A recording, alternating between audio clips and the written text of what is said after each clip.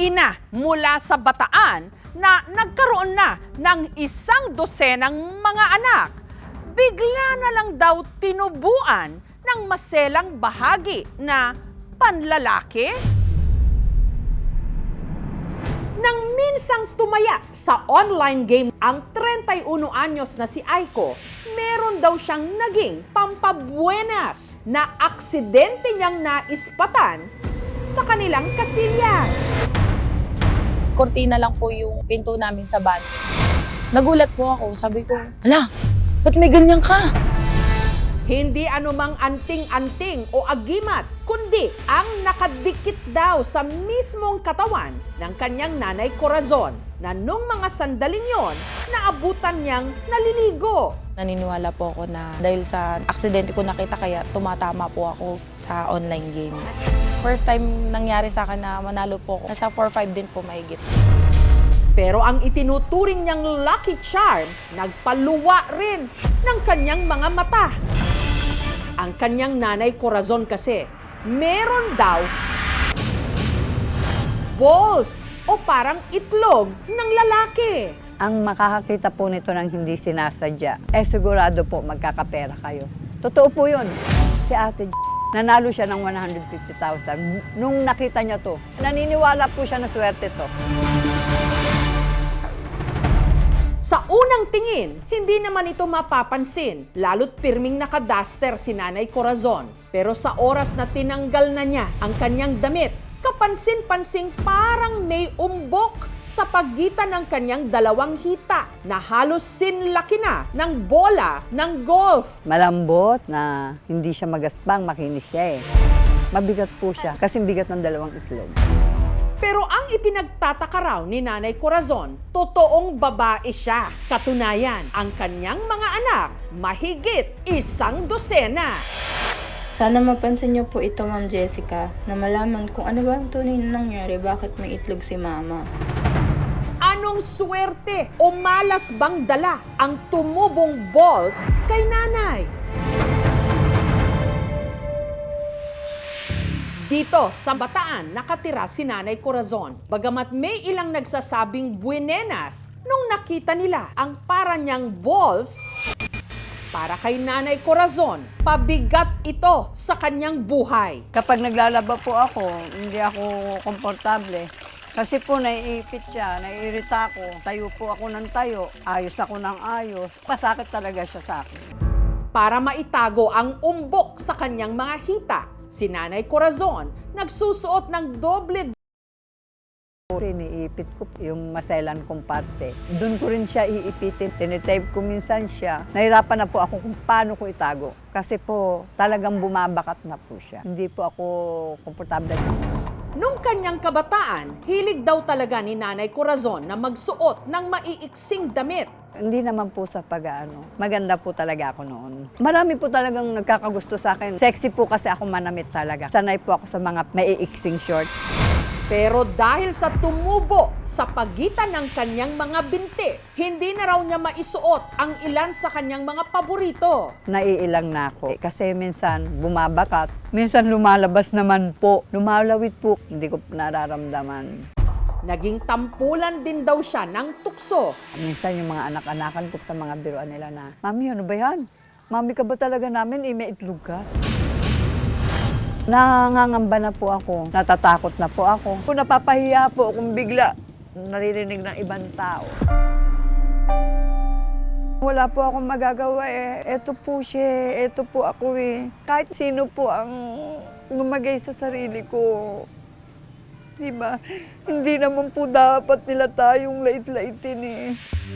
Dalaga pa raw siya nang una niyang napansin ang bukol na tumubo sa kanyang pribadong parte. Maliit pa ito noon. Mas malaki lang sa munggo. Wala akong nararamdaman. Ipinagsawalang bahala lang daw niya ito noon, pati na ng 7 niyang mga nakarelasyon. Yung una pong kinakasama ko ay nakita lang niya pero maliit pa. Wala po siyang pakialam. Naghiwalay din po kami kasi nakabuntis siya ng 2 babae. Pangalawa po, medyo lumalaki na ng konti. Natutuwa pa nga po pag nakikita niya, kinakalabit niya. Yung pangatlong kinakasama ko, walang reaction kung bakit may ganito ko. Siguro dala na lang ng pagmamahal sa akin. Yung ikaapat kong asawa, tinatanong po ako kung ano yan. Bakit di natin pa-check up yan? Sabi ko hindi, wala naman ako nararamdaman. Panglima, umpisa na po ng tuluyang paglaki.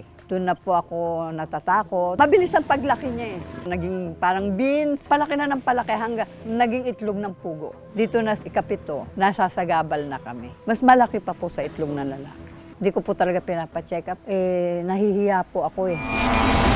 Pero bakit nga ba may tumubong parang itlog sa pagitan ng kanyang mga binti? Gusto ko pong malaman ko po kung ano pong kondisyon na to, ba't po meron akong ganito. Gusto ko po sana matulungan nyo para maipatanggal ko po ito.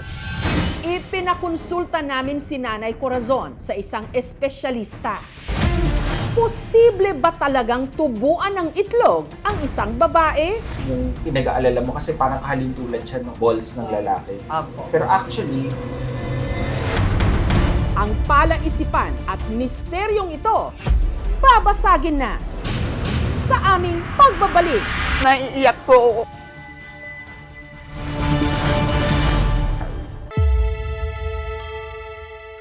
Ang 60 anyos na ginang mula Bataan, nababahala na. Sa pagitan kasi ng kanyang mga hita, parang may tumubong balls o itlog ng lalaki. Kahit isa siyang babae. Malambot na hindi siya magaspang, makinis siya eh. Mabigat po siya kasi bigat ng dalawang itlog. Gusto ko pong malaman ko po kung ano pong kondisyon na to, ba't po meron akong ganito. Kaya nito lang Biyernes, sinamahan ng aming team si Nanay Corazon sa isang OB-GYN. Naiiyak po ako kasi natutuwa ako. Makita po itong kalagayan ko sa ospital. Maiibsan na po yung pangamba ko kung anong mangyayari sa akin, kung ano tong nandito sa akin. Maalis na po. Naiiyak po ako kasi natutuwa ako. Makikita na rin sa wakas yung kalagayan ko. Ayon kay Dr. Christopher Soriano, ang bukol sa pagitan ng hita ni Nanay Corazon, hindi balls o itlog ng lalaki. Dalawa raw ang posibleng diagnosis nito. Una, posibleng isa raw itong acrochordon o skin tag o yung pagkakaroon ng labis-labis na balat. para siyang kuntil na unti-unti na pahaba siya ng pahabain na mayroong tangkay. Apo. Oo, ngayon pag pinabayaan mo lang yon, palaki lang siya ng palaki ng palaki ng palaki. Pwede rin daw itong fibroma o isang rare na tumor na tumutubo sa deep connective tissue ng katawan. Ang laman lang nun, puro mga laman ng balat. Tapos nagkumpul-kumpul lang sila, tapos tumutubo sila unti-unti. Papansin natin, mga nagkakaroon ganyan, yung mga ganitong edad, ano? Sana lang siyang tumutubo, tapos yun lang, benign. At walang talagang isang dahilan kung bakit siya tumutubo. Wala naman daw dapat ikabahala si nanay, lalo't hindi naman ito cancerous. Gayunman, dahil nagdudulot ng discomfort o nagiging perwisyo, mainam pa rin daw kung ito'y tanggalin sa pamagitan ng operasyon. Para siyang prutas, no? Apo. May tangkay. Opo. Pinuputol lang po doon sa nagkakabitan niya doon sa binti mo. Apo. Tapos tatahiin lang yung gilid na yun, yung Apo. pinagtanggalan. Tapos yung natitira, sisend natin for biopsy. Opo. Hindi naman siya emergency. Payag po ako, sir, yung ipabiopsy to. Basta po sa ikakagaganda na, mawala po ito kasi sagabal po eh. Yung tungkol dun sa kung paulit-ulit ba yan, yung kunya tinanggal, paulit ba dun sa pinagal, kadalasan hindi. Maliit lang naman daw ang magagastos sa operasyon at ang rekomendasyon ni Doc, pwede itong gawin sa public hospital sa Bataan. Para may maipanggastos sa iba pang laboratory tests, nag-abot ng tulong pinansyal ang aming programa. Masaya na po ako na nalaman ko yung kondisyon ko. Nawala na po yung agam-agam ko pero mas mawawala po ito pag natuluyan na natanggal to kasi hindi na po ako masasaktan.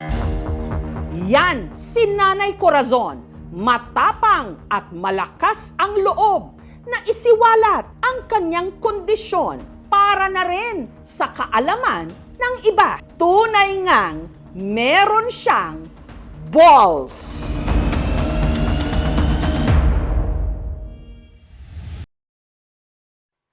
Thank you for watching, mga kapuso. Kung nagustuhan niyo po ang videong ito, subscribe na sa GMA Public Affairs YouTube channel.